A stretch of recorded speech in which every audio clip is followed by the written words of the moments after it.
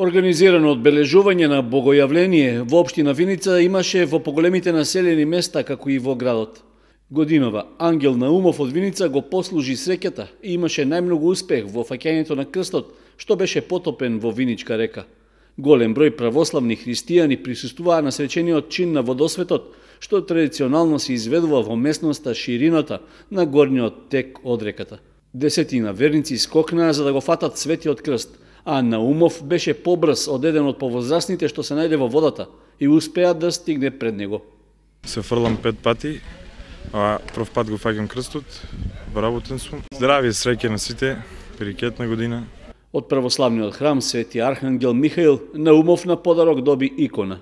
Најдоброто решение е да има мир во домот, мир и среќа. Како Бог што се јавил, нека има светлина во секој дом. Честито, ние му поклонуваме една икона што нашиот закрилник и светител кој 2017 летово беше канонизиран со иконата на светиот Гаврил, епископ од Велички. Нека ти за здравје да се среќаваш на фаќањето на светиот крст.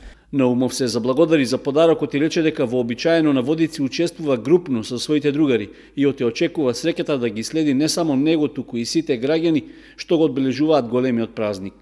Успехот на младиот виничанец му го честиташе и градоначалникот Ивица Димитров, при што од име на општината му подари лаптоп компјутер.